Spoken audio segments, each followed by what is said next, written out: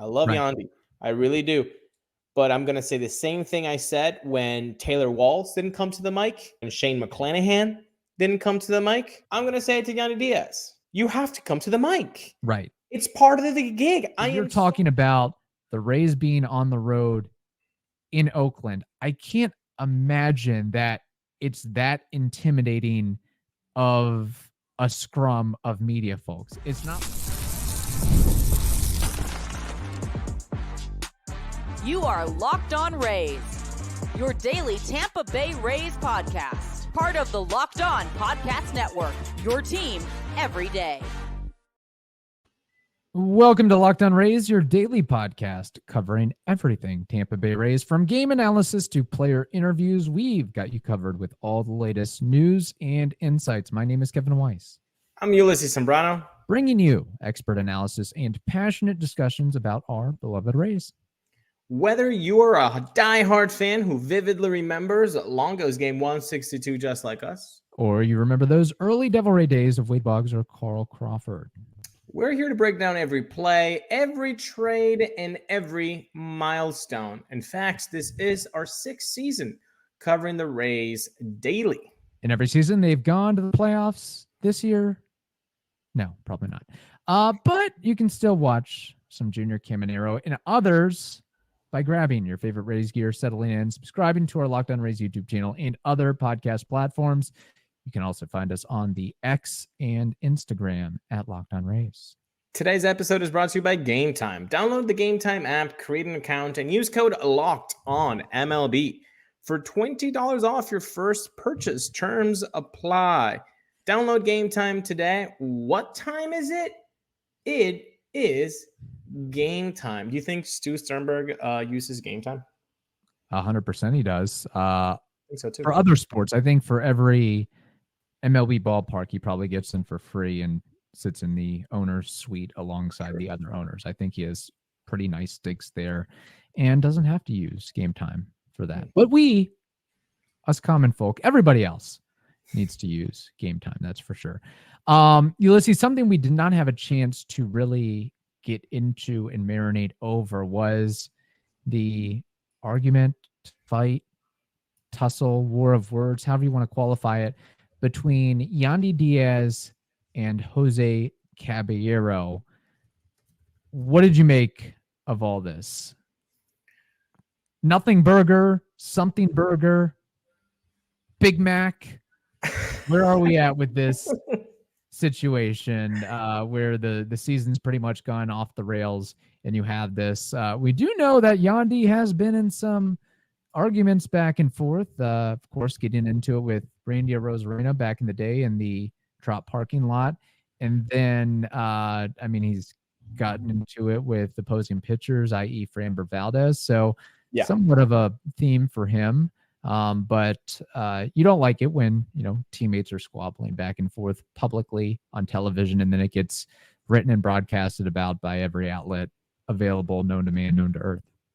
No, and it's just an awkward thing because it can mean nothing. It probably meant nothing. It probably was about that play. I don't know if you guys remember because it was in Oakland. It's been a few days, but Caballero makes the play. Yandy drops it. Could he have made that play? Yes. Then they have to challenge the play. They get out of the inning. I feel like it was more of a the moment got the best out of them. Right. And the season's got the best out of them.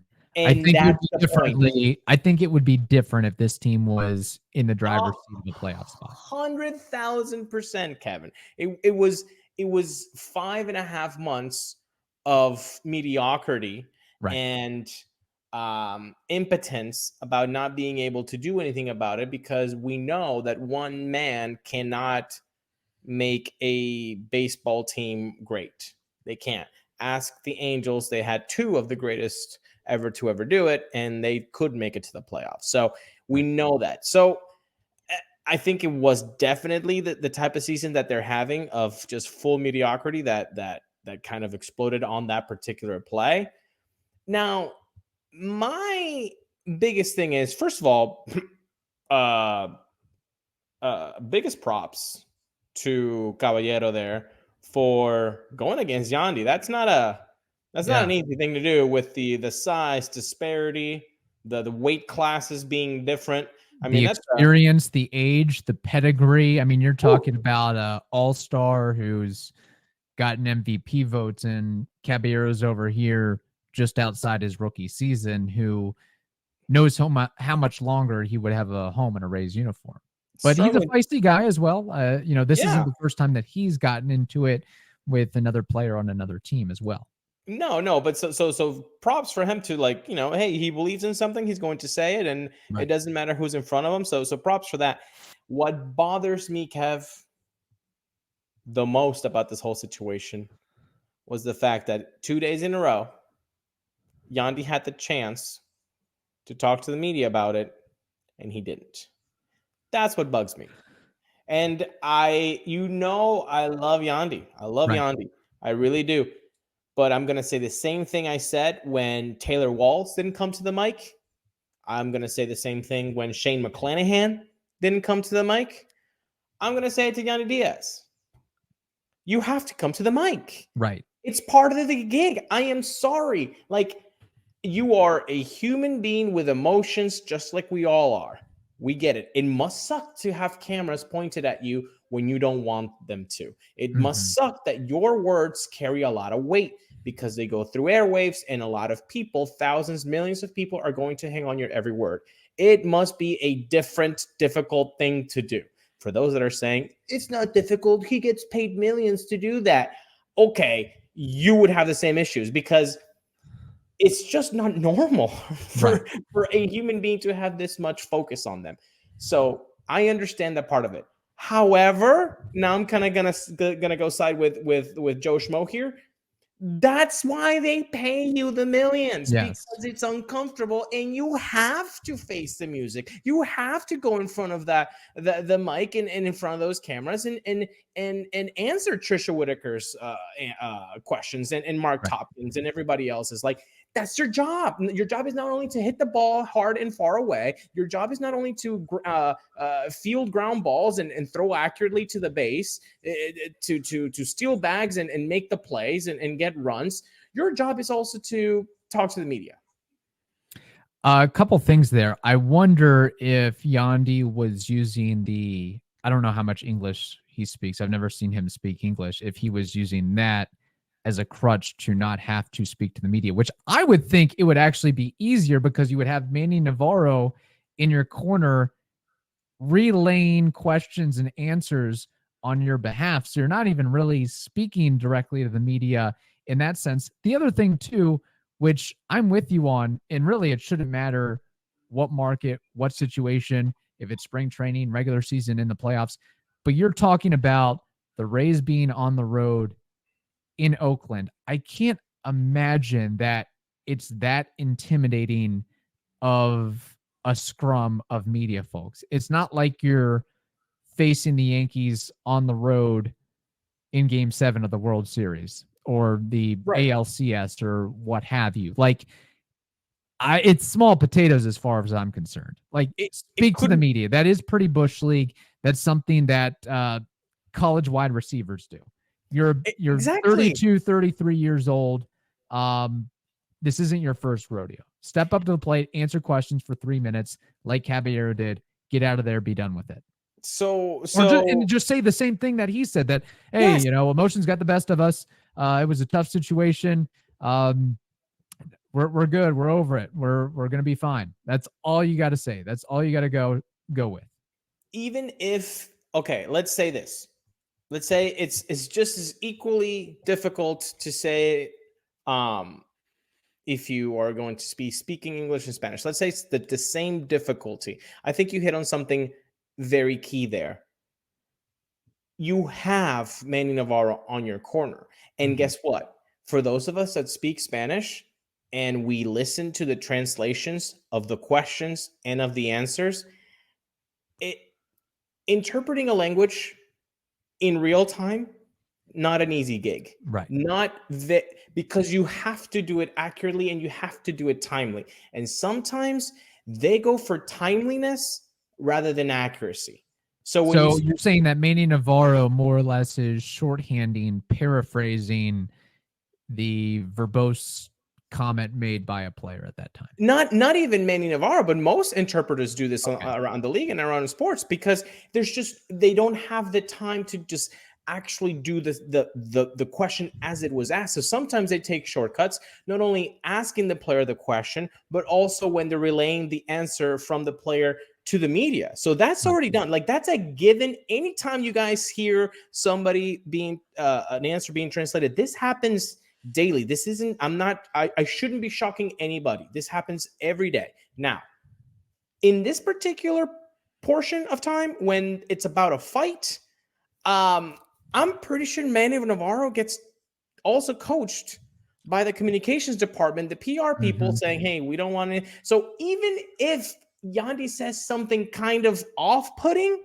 at that point in time, Manny has always the option to kind of clean up the edges and make them a little bit more PG, more soft than when it was actually said in the original language. So even if that's the case where it's equally difficult to say it in English and Spanish, because I do feel like it's awkward no matter what, you still have Manny there, if you're a race player, where if you were to say something that you might regret, you could potentially have that safety net where Manny says it, and then Topkin's not going to like, is that really what he said? Or Trish is going to say, is that really what he said? Like me, I'm going to be like, hey, he actually said this. So I might do that, and others around social media might do it, but I think it would kind of die down quicker than it did. Yeah, and just note of advice for players out there: if you do envisioning yourself of being a face of the franchise player, however you want to qualify it, you should be prepared to speak to the media at all times, good, bad, indifferent. You can't say no.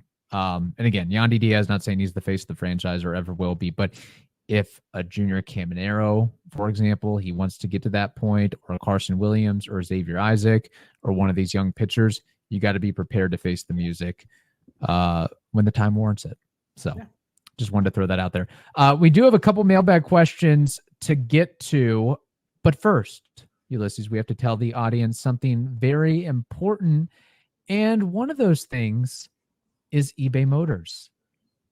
Passion, drive, and patience. That is the formula for winning championships. It's also what keeps your ride or die alive. eBay Motors has everything you need to maintain your vehicle and level it up to peak performance. Superchargers, roof racks, exhaust kits, LED headlights, and more. Whether you're into speed, power, or style, eBay Motors has got you covered. With over 122 million parts for your number one ride or die, you'll always find exactly what you're looking for. And with eBay Guaranteed Fit, your part is guaranteed to fit your ride every time, or your money is returned, because with eBay Motors, you're burning rubber, not cash. With all the parts you need at the prices you want, it's easy to make your car the MVP and bring home huge wins. So keep your ride or die alive at ebaymotors.com. Eligible items only. Exclusions do apply. eBay Guaranteed Fit is only available to U.S. customers. It's about that time. Preseason football is underway. And guess what? Kevin's excited. Kevin, are you excited? NFL preseason is underway. I am extremely excited. He is. And that's why he's heading to PrizePicks, because it's America's #1 daily fantasy sports app with over 5 million active members. Now you can pick more or less on the 2024 season stats on PrizePicks. I mean, Kevin, would you think that Patrick Mahomes will throw for more or less than 4,300 yards this year? I would probably take the over on that, just based on my recent trip to Kansas City and touring the stadium. I'm bullish on Patrick Mahomes. Now look at that. What about CJ Stroud? Do you think his sophomore season is going to be around more or less 4,100 yards? I'll say less, because he's in the same division as the Colts. Well, look at that. I like his reasoning, and you might too. And you know what? If you do or you do not, whatever it is, download the PrizePicks app today. Use code LOCKEDONMLB and get $50 instantly when you play just $5. That's code LOCKEDONMLB on PrizePicks to get $50 instantly when you just play Abraham Lincoln. That's $5, baby. You don't even need to win to receive the $50 bonus. It's guaranteed. Again, PrizePicks, run your game. All right, getting to a pair of mailbag questions here. Do want to note these came in a while ago around the trade deadline, but they still hold merit and weight. This first question, Ulises, is a voice memo. Yes, from Mia. Let's take a listen. Hi, Kevin and Ulises. Happy trade deadline time. It's been obviously a roller coaster over the last few days. We're really sad about Randy, and we just got the news about h-vac. And I have a question related to this, in addition to some of the rumors that are still swirling that Yandy could be on the block and maybe Bilal even, Fairbanks. And it made me think about the idea of culture keepers in the team. It seems like we've lost a lot recently. Kevin Kiermaier, I think, who had been there a really long time. Players like Ji-Man Choi, players like Brett Phillips, even Randy, that really galvanized the fans. And it seems like in some ways the players as well. I know Randy could be a little bit polarizing maybe, but I'm curious how important you guys see this as a piece of a successful team. If the Rays do in fact trade Yandy or Bilal in the next couple of days, who is going to be left to keep everybody together? Thanks as always for all your work. Bye. Thank you, Mia, for always being part of the show, and hi to the family as well. This one got caught on the mailbox because we did not see it on time, but it's still present because I like the way that she worded that, culture keepers. Yes, I think you are in need of culture keepers, and I think the Rays understand that very, very well. Why do I say that? Because you think back in 2019 when this run started, Yandy Diaz was there. Mm-hmm. Brandon Lau was there. They traded Pete Fairbanks then. At that time, they were big hopes of what the Rays could be. And in the last 5 years, when they got into the playoffs, they've been that core. They've stuck there. When this season started, I know a lot of fans, when we put out the poll of like, is this a new window, 2024? A lot of people kind of went against us saying, no, it's not. It's still the same window. It's still the same window. And we were like, no, it's not. It's a this season's going to have a different feel. Unfortunately, we were right about it in the worst kind of way. The fact that this team is not competitive. This team is over-exceeding its metrics. This team should be worse, people. Look at the expected win-loss record. This team should be like 9 games below 500. Right. And if not for a couple walk-offs, great games from Jose Siri, who I would definitely not qualify as a culture keeper. I would qualify as a me first, do what makes me happy and gets me highlights and so forth. They'd be more in the tank than they are right now. Yeah, I agree. And, I know some people enjoy Jose Siri's play when he's doing well. And how could you not? The guy's electric. I mean, he's fantastic. But there is a little bit of me first mentality. And this is not us just saying that as an opinion. Like, this is the Rays front office, and this is Kevin Cash and the coaching staff. When you bench somebody, it's not because they're doing great. And when you bench them repeatedly in the same year, they're not giving praise. So those people, again, the seal clappers, holla at you. You're wrong. You're wrong. This is not the way to go. So to Mia's point, culture keepers, they're very much needed. And I think that the Rays understand that. And that's why you saw at least those 3 guys come through all of those years together. Now, the question I have for you, Kevin, is name me 3 culture keepers that will be with this team for the next 5-6 years. So culture keepers that are already on the big league club. I guess we can't really denote who is in the minor leagues. That would be a culture keeper. They have to be on the team today. So are you telling me to just name who I think are culture keepers or guys who will be on the team in, what did you say, 2025? Yeah, I mean, culture keepers. Okay, so like if Brendan Lau, let's go back to 2019, the first year of this podcast.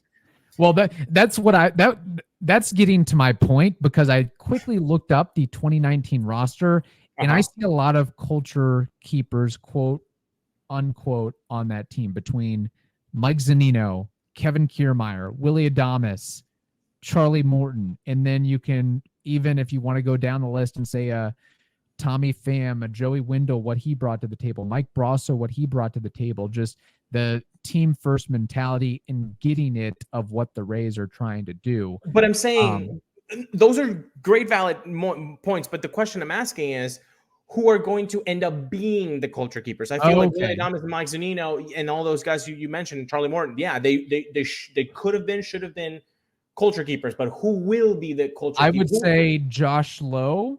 Okay. Is one. I guess Brandon Lau. I know he's not a vocal guy, but you think he's going to be with the team, being another culture keeper for the next 5 years? Oh, next 5 years. I'm sorry, I wasn't paying attention. All right, so okay, so 5 years from now, or within the next 5 years. Okay, Josh Lowe. I would assume or hope that Caballero can be that guy. And then we'll have to throw in a pitcher. I don't know if it's, one of the starters, I guess, whether that's McClanahan, Boz, Bradley, Rasmussen, Springs, somebody of that ilk. Pepio, maybe, right? Yeah. I think it's a little low on culture keepers, if I may say so. I think so too. I think all of those names that you mentioned, do we have that many options right now? I don't know. And also, we're saying this after the fact. In 2019, when we started this, we have said that in 5 years, Yandy, Brendan Lau, and Pete Fairbanks are going to be, the core through the guys until 2024. Maybe we would have said yes. Maybe we would have said no. But I do like the Josh Lowe pick. I do hope, we all want it and hope that Junior Caballero is a culture keeper for the next 5 years. But then the pitching side of things, I got bad news for you guys. It's not going to be Shane McClanahan. No, it's not.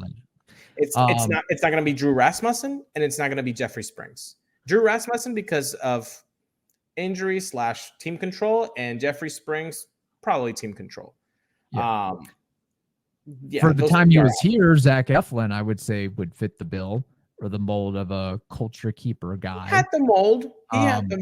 But we knew that he wasn't going to be with the team for 5+ seasons, so exactly. He was a short-term stay, if you will. But something's got to give. So hopefully, I would imagine that the Rays internally within their minor league system have some ideas as to who that next wave is going to be. A friend of the program that was just called up to AA, Trey Morgan. He seems like a good fit if he can make it to the show and have an impact.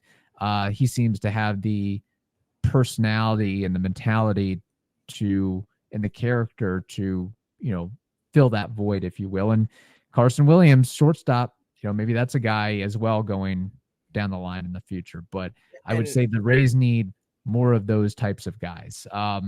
You hope that, for the short time he's here, Dylan Carlson can, be a galvanizing presence to some extent. But I would say that there seems to be a little bit of an issue in the clubhouse. And that was admitted and acknowledged by Cash back in the early part of the season. It was like, I don't like the direction this is going. So there is some personality, play, mix and match of both that are not melding well for one reason or another. And I think, don't want to go as far as to say as the Rays are going to clean house, but I foresee some notable changes this offseason with the major league roster. And maybe that, takes them even a further step back to get the young guys ready. But I'm getting the sense that new blood has to come in.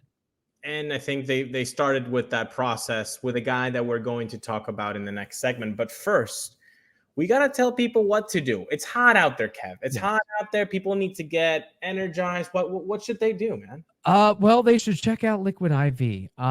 When you're taking in America's pastime for the next couple months. Don't forget to hydrate with Liquid IV's Popsicle Firecracker flavor, a surefire summer hit. In fact, I wish I had that when I was outside in Kansas City over the course of the weekend.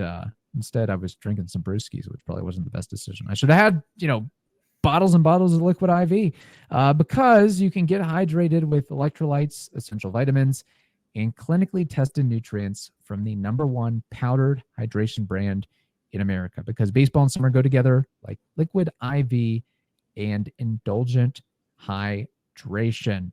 Tear, pour, live more. 1 stick and 16 ounces of water hydrates better than water alone. That's what you need to do. It's powered by Live Hydroscience. That's trademarked. And it's an optimized ratio of electrolytes, essential vitamins, and clinically tested nutrients that turn ordinary water into extraordinary hydration. 3 times the electrolytes of the leading sports drink, 8 essential vitamins and nutrients, always non-GMO, vegan, gluten-free, dairy-free, and soy-free. So no more thirsty summers when you indulge in hydration with Liquid IV. Now pay attention here.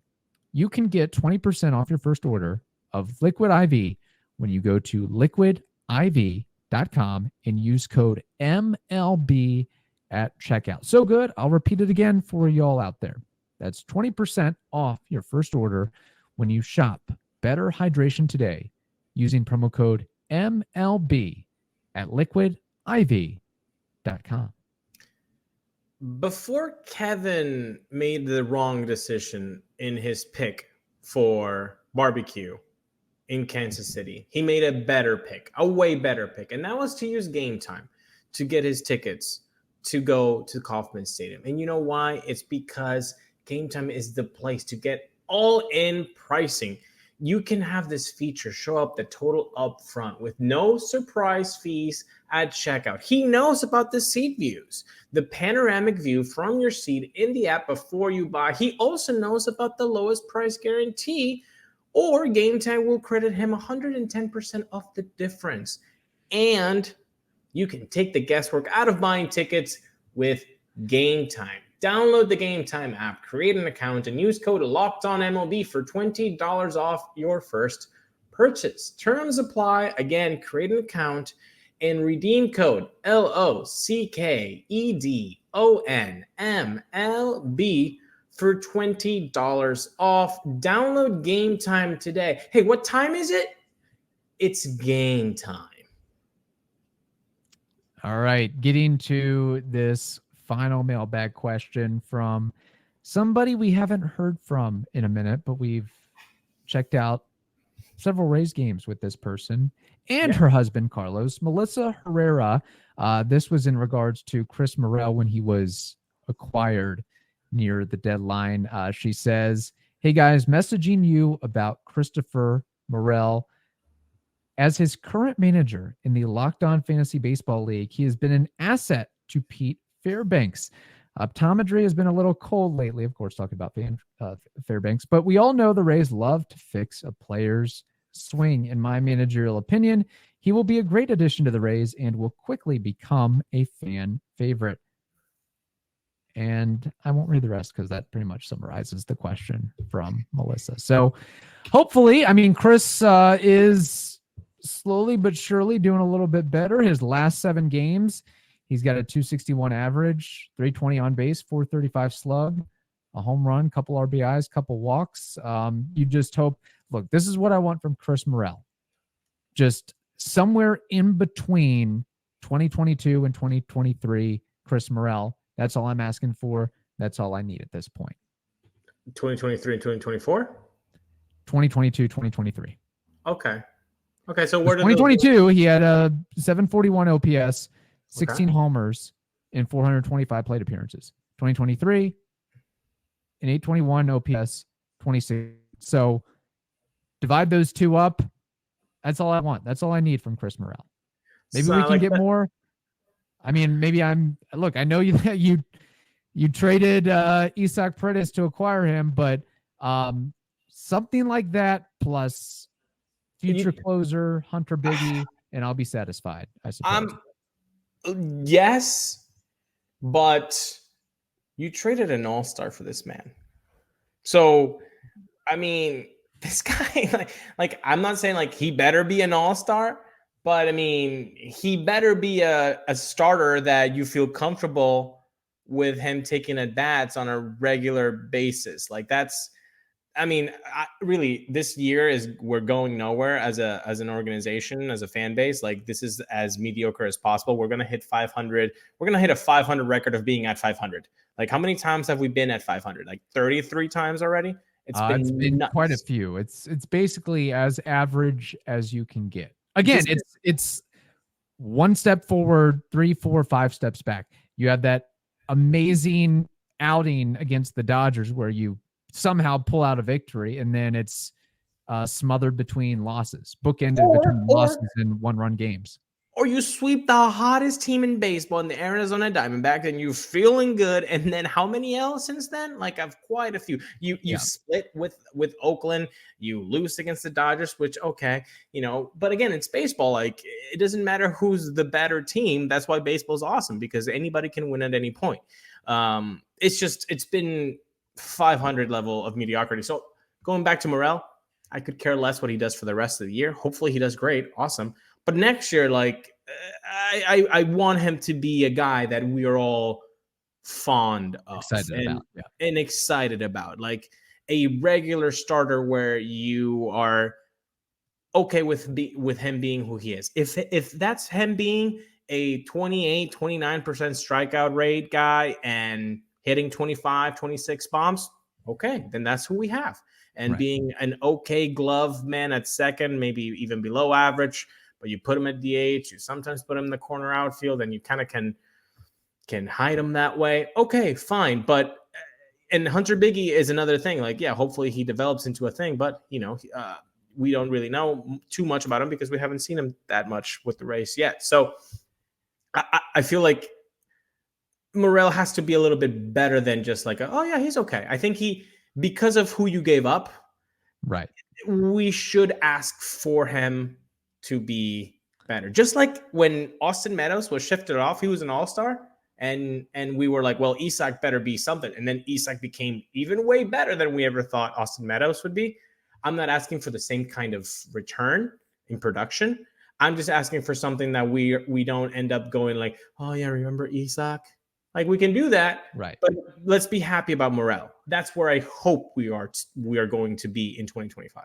Question and possible conspiracy theory. Is there any thought that everybody talks about Morel, but the real find for the Rays was Hunter Biggie? That was the guy that they had to have. Sort of like the Arozarena Martinez trade where we were all talking about Martinez, but Arozarena was I don't want to say diamond in the rough, but he was the piece going forward that would make the biggest impact. It could be something like that. And I know it's not as sexy as hitting 30 home runs and having a 850 OPS, but that might be what we're relegated to if Morel doesn't figure out his swing and miss tendencies and strikeout rate tendencies. I mean, if there's, something redeeming similar to Caballero, he hits the ball extremely hard and he's shown good plate coverage, but it's just about being able to square it up. And he hasn't shown the ability to do that on a consistent basis this year. And I'll be curious who's going to be his hitting coach in 2025. Is it going to be Chad Mottola or is it going to be somebody else? And maybe it's just going to take an offseason of messaging and, hey, you swing at these pitches, not these pitches. We're going to do a wholesale Isaac approach to you, whatever that is. Have them focus on one or two minor details and let them go off in that end. I mean, you did trade, you traded Nick Solak for Pete Fairbanks. And at the time that was like a WTF moment of like, this guy's killing it in AAA and you're going to give up offense when we don't have any offense. And then Pete Fairbanks became who we know, Crazy Eyes Pete and a tremendous bullpen arm. Can Biggie become that? Hopefully. You don't have Jason Adam anymore.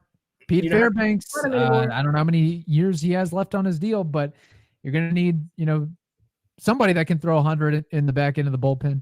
So hopefully, if he is that guy, then you can expect a little bit less of Morel and be okay with the trade. Yeah. But then Biggie would have to be putting a lot of work for that to be acceptable, quote unquote, because again, you're giving up Isak. And by the way, I don't care what Isak does after with the Cubs. I don't care. That's you don't just get to like mix and match. You what you get is what you have, because you can't just say like, oh, Isak would have been crappy with the Rays after that because he's crappy with the Cubs. No, he's not a point in a spreadsheet. Right. He's a human being now alone from everything he's ever known for the last 3 years. Yeah. And that's why he's struggling. And same thing with Randy, by the way. So having said that, I hope Hunter Biggie could become that piece. But Morel, give him all of 2024 to figure it out. And hopefully in 2025, we'll be very, very happy. Okay, so just going back here. Say Hunter Biggie becomes a reliable reliever, whether he's the closer, 7th inning guy, 8th inning guy, potpourri of where he's utilized, but has sub 3 RAs, strikes out a bunch of dudes, reliable piece. But Morel is consistently hitting 25 homers in an 820 OPS with a 310 on base percentage. Basically what he did in 2023 in his time with the Rays. Would you be okay with that? Yeah, that's a W. Okay. All right. That's a W. Yeah, let's just not have Chris Morel become Jose Siri without defense. Right, exactly. That's kind of where we're at right now, unfortunately. We have enough of that. We have enough of that. We have enough strikeouts. We have enough quote unquote pop. That's not really pop. Pop is 30 bombs, people. Yes. 25 pop. 25 bombs is nice. It's not pop. Right. Maybe a hot take here. Maybe a hot take. No, that's fair. That's fair. He's got some things to improve. That's for sure. And we'll see what happens. Thank you for the questions. Thank you all for enlightening us and listening to us. We will be back on Thursday and Friday, most likely with our buddy, Evan Klosky. So stay tuned for that.